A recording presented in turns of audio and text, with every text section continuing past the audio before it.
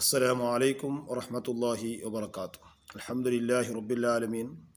അല്ലാഹുമ്മ സ്വല്ലി അലാ സയ്യിദിനാ മുഹമ്മദിൻ അദ്മാ ഫിൽ മില്ലാഹി സ്വലാത്തൻ ദായിമത്തൻ ബിദവാമിൽ മുൽക്കില്ല. ഏറ്റവും സ്നേഹവും ബഹുമാനം നിറഞ്ഞ മുഅ്മിനീങ്ങളെ, നാം ഇപ്പോൾ പരിശുദ്ധ റമളാൻ മാസത്തിൽ തന്നെ ഉള്ളത്.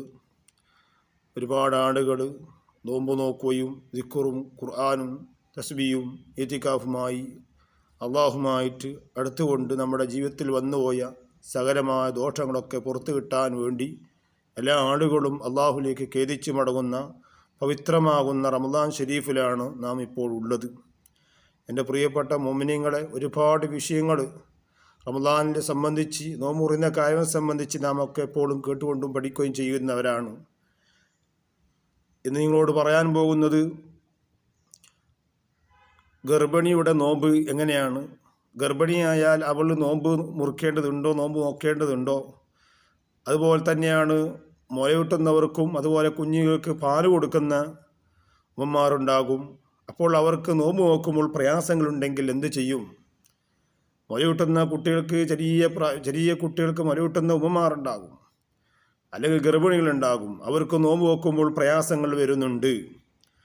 കുട്ടികൾക്കതുകൊണ്ട് പ്രയാസങ്ങൾ വരുന്നുണ്ട്. മുലയൂട്ടുന്ന ഉമ്മക്ക് നോമ്പ് നോക്കിയാൽ ഈ കുട്ടിക്ക് പ്രയാസമുണ്ടാകും.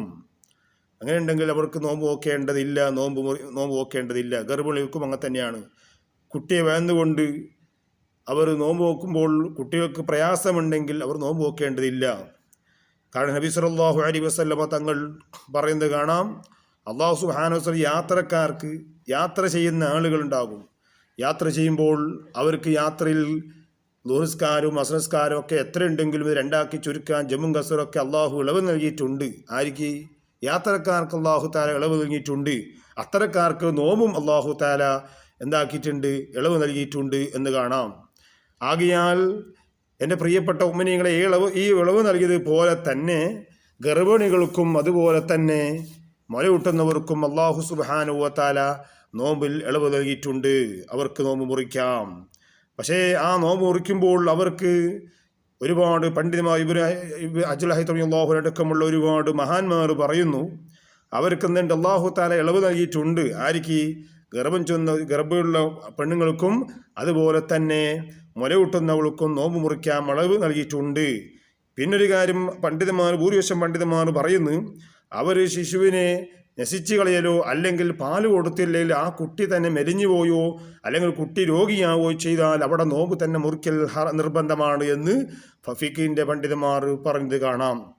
ആകിയാൽ ഗർഭിണിയുടെയോ മുലയൂട്ടുന്നവരുടെ നോമ്പ് മുറിക്കുന്നത് എന്താണ്? നോമ്പ് നോക്കേണ്ടതില്ല, അവർക്ക് നോമ്പ് മുറിക്കാം. പിന്നെ അവിടെ നിബന്ധനയുണ്ട്. ഒരു കുട്ടിക്ക് വേണ്ടിയോ കുട്ടിയുടെ പ്രയാസം മനസ്സിലാക്കിയിട്ടാണ് അവർ നോമ്പ് മുറിക്കുന്നത് എങ്കിൽ അവിടെ ഒരു നിയമം വരുന്നുണ്ട്. അവിടെ എന്ത് ചെയ്യണം? അവർക്ക് നോമ്പ് ഖളാ വീട്ടുന്നതിന് പുറമെ അവർ ഫിദിയും കൊടുക്കണം എന്നതാണ് വിഷയം.